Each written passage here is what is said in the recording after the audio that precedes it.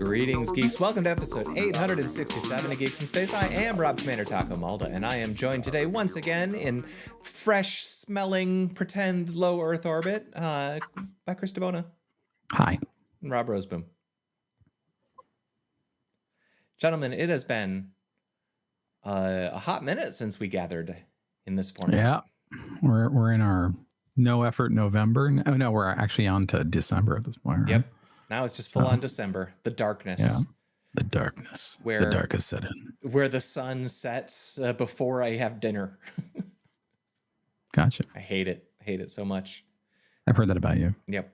You're just filled with hate. But guys, how's the air in your various capsules? You know, it's not bad. I don't let Russians dock. I don't have the right kind of docking ring. Your spaceship doesn't have the right O-rings. Yeah, exactly. The right module. Yeah. How about you, Zan? I think, if you're into docking, that's your choice. It's just not personally my choice.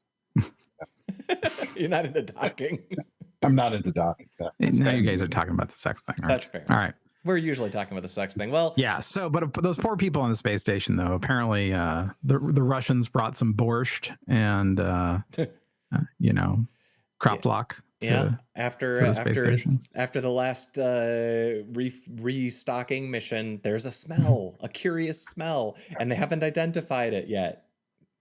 It turns out herring does have a smell in space. Yeah, right. In space, nobody can. Actually, they can hear you stink. See you stink. Smell you stink. The smell was toxic and prompted the Russian cosmonauts to immediately close the hatch leading to the Progress spacecraft. Do they want you to buy last pass? About what toxic is.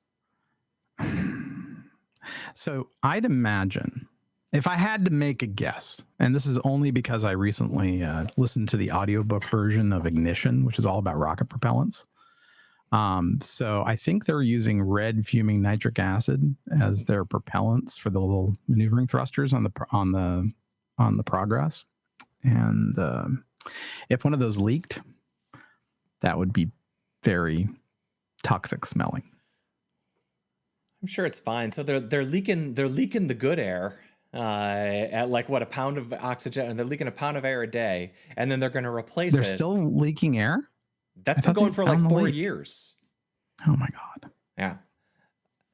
That you remember in Armageddon when they go to the space station and the crazy Russian guy is there to refuel them, Peter and Stormare. It violates every rule of space. Just kick it. Just kick it. Yeah. We laughed because the space station was janky and old, and turns out that's just how space stations work, I guess. Yeah. Well, good for those guys. I hope they can handle the smell. I, of course, as I always note in these sorts of stories, have anosmia, and I can't smell anything. So once again, I should be an astronaut. No. You shouldn't be. Actually, the smell of things really matters. Oh yeah. So, no, I know. I've nearly died from my lack of sense of smell, because it turns out you should have that sense. Yeah. It's actually there for a reason. It's advantageous to have all 5 senses. It's true. Maybe you could have an extra one to make up for it, like I don't know, like chemical sensors in your fingertips, or. I mean, technically, we all have like our limbic system, right? And like the 5 senses thing is kind of a misnomer, anyway. Well, I mean, yeah, that's limbics. Not the same thing, but I was thinking like your inner ear, which is sort of like your internal gyroscope, your internal IMU. Yeah, that's what I meant. I'm sorry. Yeah, like that's a sense. That's a sense that counts. Sure. Yeah, I have Let's go with that. I still have 5 senses. Yeah. I don't know what this story is about a salmon on our head. Did you do this one, Rob, or did I? You did. What? You did. This is your story. I just thought it was really the perfect story for both of us, like apparently, orcas like to take their catch and wear it as a jaunty hat. Like 37 years ago, as it says, there was a bunch of orcas that would sport salmon on their heads, and no one exactly knew why, and they stopped. now it's back. So it's just like all fashion. It's like bell bottoms. It's a fad. Yeah. How do they mount them? Like, do they jam into their blowhole? Whale glue is great. Whale glue. It's waterproof. It's or double-sided whale tape. Double-sided whale tape. It's Gorilla Glue. No, it's whale glue. Yeah. That's good stuff. That's the good stuff. I like it. Yeah. So anyway, no one knows why. They're just some weird things that the orcas do, evidently every 37 years. I mean, we don't know it's every 37 years. We just know it's this 37 years. Well, it's the last time it happened, if I remember right, it was just one orca, and then other orcas saw her do it, and then they started doing it too. So it's like swing dancing or something. Just every couple of decades, like it just gets popular again for some reason. There's a lot of things that they do. That there's another area where orcas will go to. Well, like in South America, there's a spot where the beaches are set. The orcas can go up kind of on shore and grab seals that are near the water. I'm sure you've seen pictures of it. Sure. Or videos. So there's a spot like that. I can't remember if it's off the United States coast or if it's up in Canada. But there's a spot like that where they go and rub themselves on gravel. And no one knows exactly why they do it in this one spot either. They got the good gravel. Yeah. So there's a bunch of stuff they do. We just don't really get why. So I don't doubt that orcas will have salmon as, a thing on their nose where they have a place to attach it. I think this picture is BS. Oh, that picture's photoshopped. Yes, I was going to say that this picture is like the worst. Real. It's not even like they didn't even use AI. They didn't even try. They should have hired me to Photoshop that because I mean, a way better job. This is a terrible photoshopping job. Yeah, for sure. I mean, they should be embarrassed. They are. They're all really embarrassed. What publication was this? Bad Photoshop. Just so we can send them an angry email. Ars Technica. Oh, ours? Yeah, that they use this picture is insulting to us all. Yep. Well, that's I'm sorry. It's an insult to orcas. Also, that's also not the it's IFL science. James Felton's probably not even a real person. Yeah. Edited by Maddie Chapman. That's not even a real ocean. Nope. That's space. Yeah. The original a picture of someone's cat, and they just did all of this. That's right. Yeah, I protest. Yeah, I hate it. Jerks. You had a Tom Servo auction. It wasn't from the TV show though. It was from like 5 years ago. It's relatively new. Yeah, it's from the new version. I did live. I did think it was interesting that they were like saying that the write-up says that the parts were 3D printed and stuff. Or like it's like a modern recreation of the original. Like they don't get the original parts anymore, which I thought was kind of neat. Well, I mean, this entire catalog is incredible. Oh, for sure. It's like you go through it, you're like, whoa, dude. I love those movie prop sites. Well, every once in a while you get one that's like, wait, how did you guys get a hold of this crap? Some dude with a storage shelter died. That's probably usually the answer. I definitely don't want lost props. Yeah, it's not the plane door. Yeah, maybe you could give it to Boeing. Yeah, expensive to ship. Yeah, I never care about director's chairs, but they've got like the apparently the hero dagger. Oh. That Jon Snow used to kill Daenerys in the lamentable season 8. So you can really feel bad. Like this is the worst parts of the show. Yeah. But yeah, there was a lot of stuff. You're like, whoa, dude. It is pretty crazy. That. Like, okay, yeah, from Star Trek First Pilot. Yeah. With Jeremy Hunter, whoever this was, that's Kirk. So it's not even like, and that's history, baby. Old stuff, baby. We have Ratcars on the list, guys. Ratcars. Oh, Uhura Phaser, $100,000. Yeah, I mean, yeah, they had some stuff that you knew was going to be expensive. Yeah. Don't care about some diecast model. No. Yeah. Phase 2 though, whatever. I don't care about phase 2 props. Phase 2. Not even real. Do I look like a phase 2 kind of guy? No, it's not even real. Some of that stuff got turned in. Oh, that's kind of neat. Wharf prosthetics. I admit I do love the dedication plaques on the ships. I always thought those were cool. I would never buy one, but I mean, you know, For sure. So I can see why somebody would want that. Right? I have one to sell. Sure. Look at it. Built by Yoyodyne Propulsion Systems. Wait a minute. Isn't that cool? Yeah. A lot of times when you see those plaques, no matter where you go, there you are. I mean, come on. Yeah. A lot of times those plaques actually have the names of the real artists and modelers and stuff. It's neat. They put a lot of care into a lot of those things. Yeah. Guys, we got Ratcars on the list. Why aren't we talking about Ratcars? Yeah, let's do that. That part isn't new. What is new is they found that the rats just kind of like driving the cars around. Wouldn't you? With no purpose, you know. They gave them the ability to get a treat quicker by just running over towards it, or taking a car and then doing this elaborate thing and getting a treat at the end. And the rats, a lot of them chose, I just want to take the car, and then they found a lot of the rats just want to drive the cars around just for it's fun. Yeah. I mean, sometimes after you've had a stressful day, it's nice to go for a drive and clear your head. Mm-hmm. They don't have so anyway, you know. They don't have enough cheese. Oh, they got video. I want to see rats drive a car. Thanks, YouTube. Thanks, YouTube. On my let's complain about Google, I was trying to fix a problem on my Mac, and it took me like 20 minutes because every AI result on Google was wrong. Like wrong, like sending me to the wrong places, making me look at the wrong things, wrong, and embarrassingly wrong. I am ashamed of that I've been thinking a lot about that lately, like how Google brought order from the chaos of the 90s web.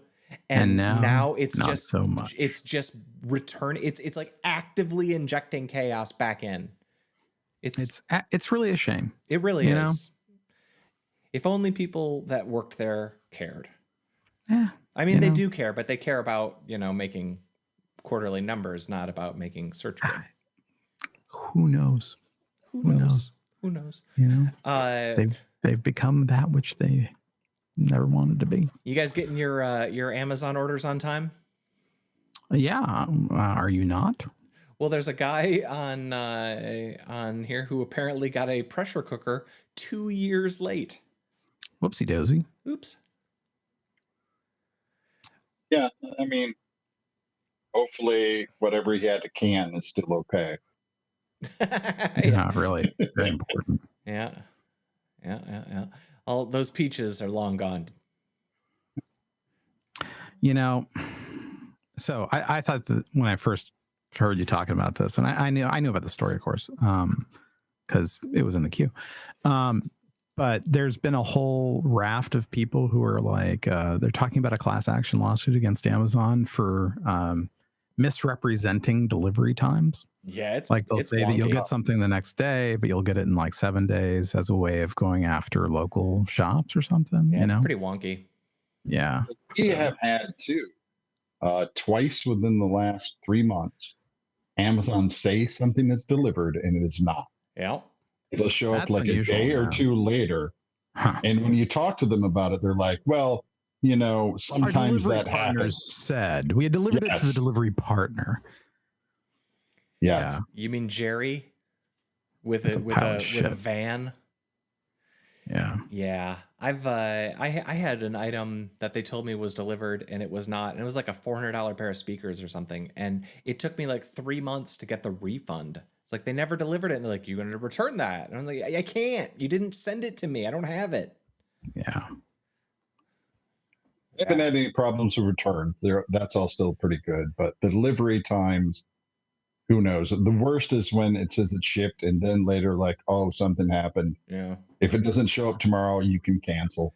The one that frustrates me is when you do the thing where you order like the $4 thing and you're like, whatever, ship it when you ship it. I don't care. You click the bunch it up with other stuff option. And then you order a bunch of these things and you bunch them all up, and then they like tell you an item is shipped, and then then they split that into 2 orders and they arrive like a day apart. It's like, I ordered this to save fuel and I could have waited the extra day and you shipped it to me. Like, I don't know. It's like, keep the promises when you make your promises. If it's going to be vague, then do the bunching and save somebody some gas. Yeah. Arg. First world problems, guys. Yeah. First world problem. U.S. airlines have transported passengers. This is a weird statistic story. Yeah. 2 light years since the light last years? plane crash. That's crazy. The last plane crash in the U.S. was in 2009. And if you add up the distance traveled by all the passengers in that intervening time, it has been 2 light years of transit. That is a weird. What was the last plane crash? In the U.S., the article actually I think says, but 2009. Okay. Safest way to travel, baby. It is very safe. That's what they say. Let me look that up there. I have no idea why. I looked at Rising. You're probably in new.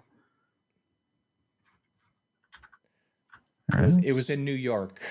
Nyack. Yeah. Anyway, that's awful.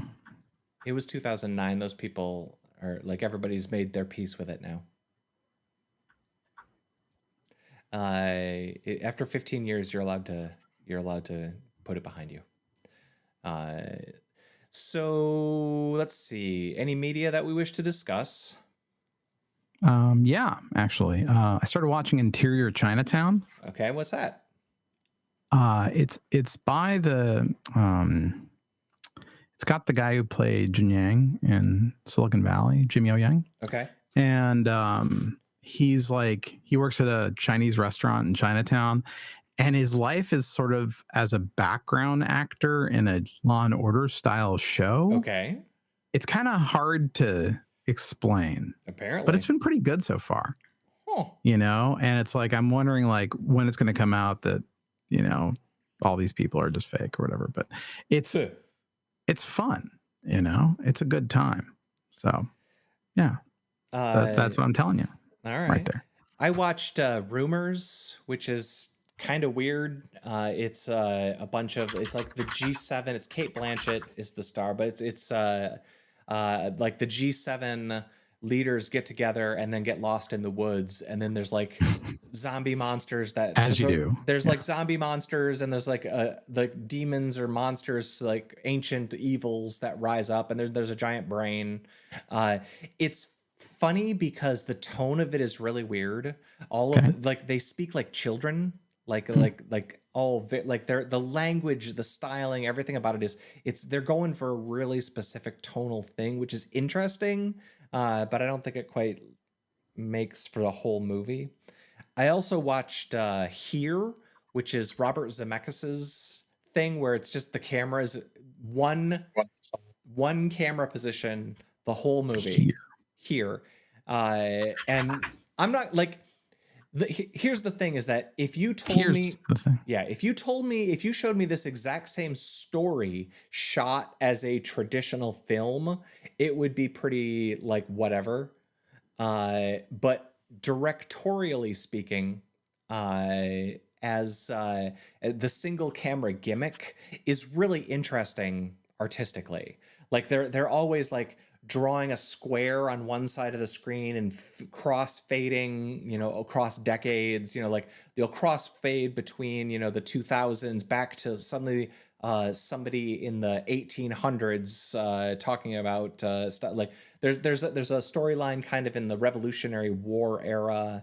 There's a family in like the 20s, the 40s, then like You have the guy who played Paul Bettany in the 50s. He's kind of he buys the house after World War II and lives in it, and then gives it to Tom Hanks in the 80s, and Tom Hanks lives there through the 80s and 90s. So they're always like cutting between, and Oh, this is the one that's got the other gal, Robin Wright, right? yeah, Buttercup. Yeah. And Buttercup. But they open up with like it's the Forrest Gump team. Yeah, it's Forrest Gump. A lot of the same stuff. Has he like gotten past his whole what was the Snow Express movie? Polar Express. Polar Express, and how awful it looked. I heard that this one's also looks terrible with the de-aging. Yeah. I thought the de-aging was great. Okay. There was never like, because they have Tom Hanks.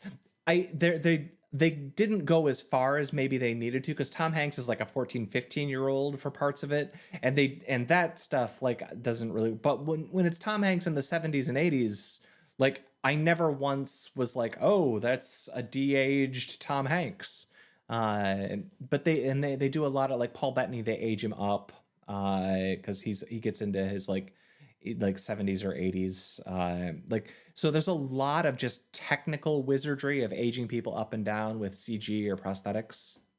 And if you shot this story traditionally, you wouldn't care. But the gimmick is quite technically interesting. And it feels like a comic book. Like there's panels of a comic. I think it's based on a graphic novel, but there's like panels fading in and cross-fading between these different stories.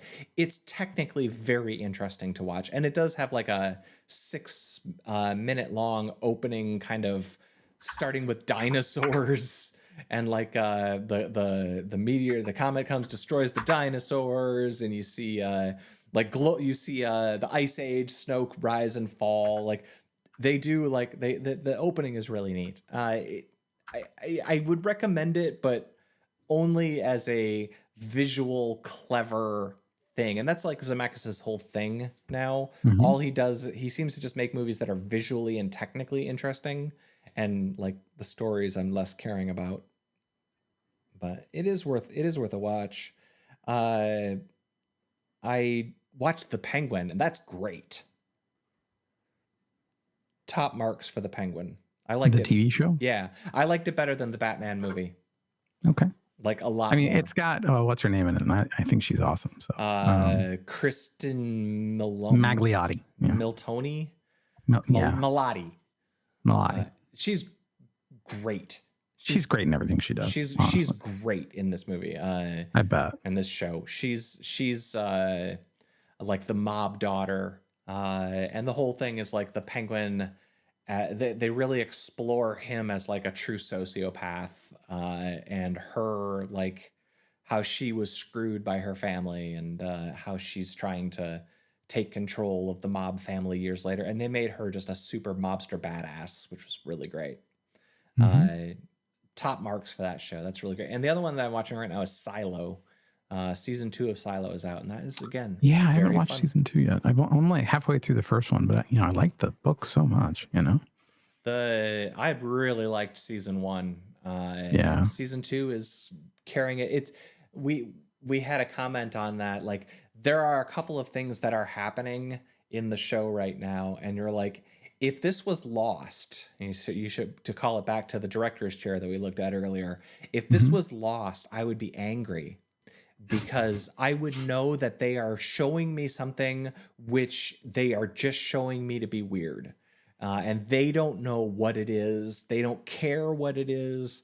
It's just a red herring for them to burn minutes on. Yeah. But because this is a book series that like finished, I'm looking at stuff like, that's really weird.